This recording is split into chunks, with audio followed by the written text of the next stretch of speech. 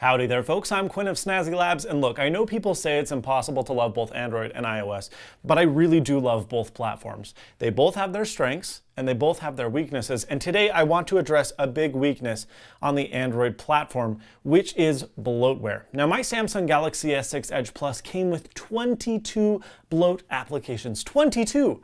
Now, most of these came from the carrier AT&T, however, many came from Samsung itself. Now, a lot of people will say, well, what's the big deal? Throw them in a folder, forget about them, it's like they're not even there. The problem is, a lot of these applications, even though you don't know it, are running in the background. They are consuming precious resources, they are killing your battery, and they're using location a lot, which for privacy concerns and for privacy reasons is sometimes something that you don't really want running on your device. And so today I'm going to show you how to disable these applications using ADB on your computer. Now, there are a myriad of applications on the Play Store that claim to disable apps, and some of them do a decent job, but this is the only foolproof way that I know of without root to be able to disable applications that are running on your phone in the background. So I'm going to show you how to do that today so that you can reclaim power to your phone, get rid of those junky apps from your home screen, and furthermore, make sure that your battery and your operating system is as optimized as it can be. Let's take a look. Okay, so for this tutorial, you need four things. You obviously need an Android phone with bloatware. You need a computer running macOS 10 or Windows. Thirdly, you need USB debugging enabled on your smartphone. And last but certainly not least, you need ADB installed on your computer. Now, if those last two things didn't make any sense, don't worry, we're going to talk about it. If you do already know what USB debugging mode is and you just need to install ADB onto your computer, you can click the corresponding annotations or scrub to the time mark displayed here, dependent on your operating system in order to get ADB installed.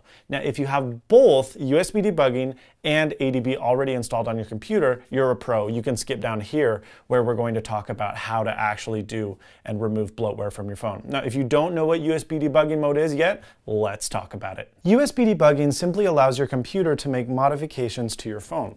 So to enable it, all you have to do is enter the settings application and then scroll over, or scroll down typically, to About Device.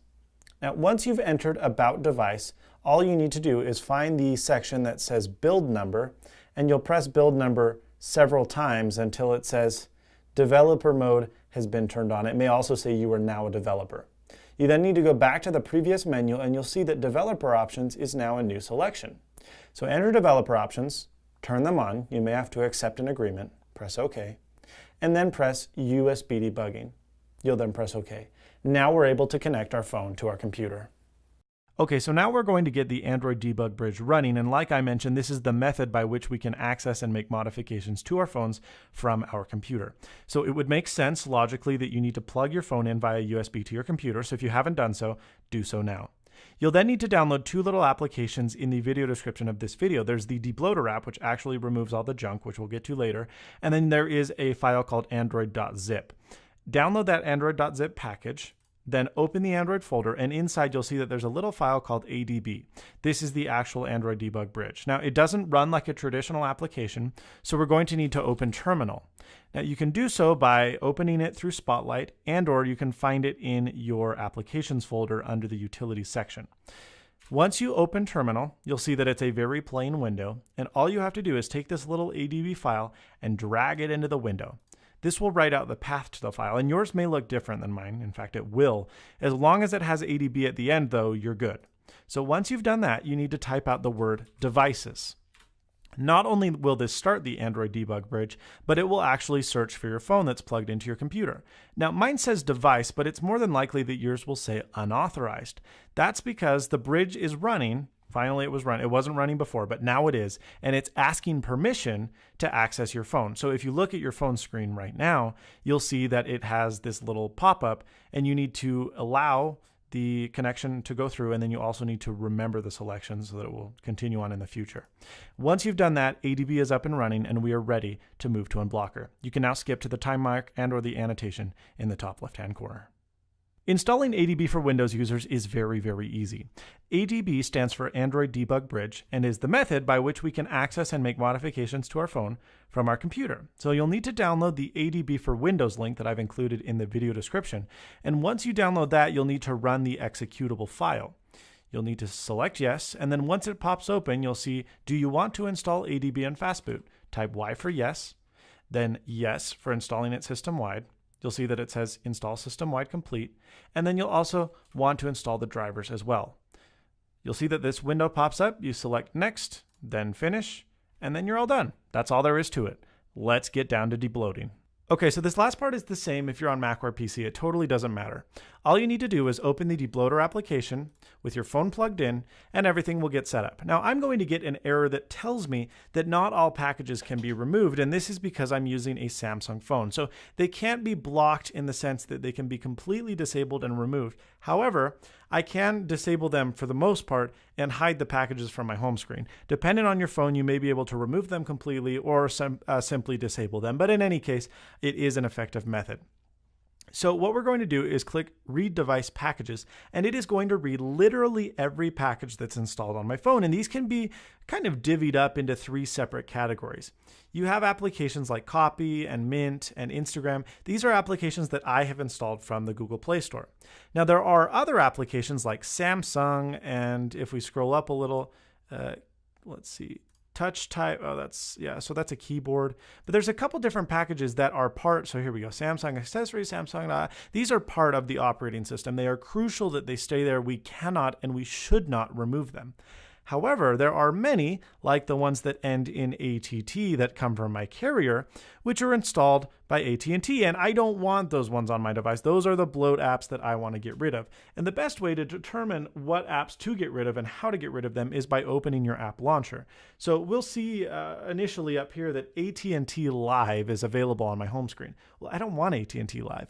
So all I have to do is click the filter button and it turns into a search bar. And I can search ATT, which basically includes all of the packages that are part of my carrier. So you can see here that most of these can be disabled. Now you do have to be a little careful because there are some that you will not want to disable. However, this Amazon app that is installed by AT&T is old. It doesn't work and I don't like it. I want the real Amazon app, not this crappy one that came on my phone. So I'm going to uninstall this.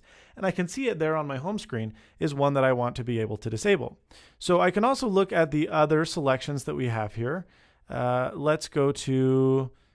So Knock Security, for example, this is one that you don't want to disable. Now, you may not have this one, but the general rule of thumb is if you can see it on your app launcher, it's safe to remove. If you can't see it, don't remove it. Now, the good thing is if you do happen to disable or uninstall something that actually ends up breaking your operating system, which may happen, you can plug your phone right back in, you can reopen this application, and then you can re-enable it, and it's not a problem at all. So Family Utility, this is Location Labs. This is part of AT&T Live, and it's also part of AT&T's tracking software. I don't want that enabled because I'm not a customer with that service enabled, so I don't need it. These other ones that I've already disabled, AT&T My Wireless, Yahoo Mobile. So you just go through and you look for the applications that you no longer want. You can also do a search. So let's say, for example, just for example's sake, that I want to remove the Best Buy app from my device. You can see it there on my home screen. If I search Best Buy, you can see that it's there. And again, this is not a very good example because it's not a bloatware app, but let's pretend that it is. All I have to do is check it, and then I can press Apply, and this will remove all of the package that I've installed. And you can see on my home screen now that that Best Buy app just disappeared. So this is the way to remove bloatware applications from your phone. Again, it's a little bit tricky. You do have to kind of pick through and see which ones are the ones that are kind of taking up space on your home screen. And the good thing is if you read the device packages again, you have to do that every time you make modifications, by the way. You can click that filter button and search exactly for the app that you're able to see in your clear vision, which makes it really, really easy and much, much nicer to be able to remove packages. And worst thing comes to worst, you accidentally disable the wrong package, things are a little wonky for a minute, you plug it right back into your computer, re-enable the package, and you're set and ready to go. If you've totally screwed everything up and you don't know which package is disabled and which one is not, all you have to do is unblock all packages, and then you can press Apply, and it will remove everything back to stock and make everything visible once again. But again, that's not something I would recommend unless you absolutely need to do it. So that's how to use Unblocker. Let me know how it works for you in the video description below. I know there are other ways to do this through the Android Play Store, but in my experience, they don't work as good or as effectively or still continue running in the background. But with Debloater, they stay disabled permanently. Thank you so much for watching. If you liked this video, please give it a like. And as always, stay snazzy. See you later, folks.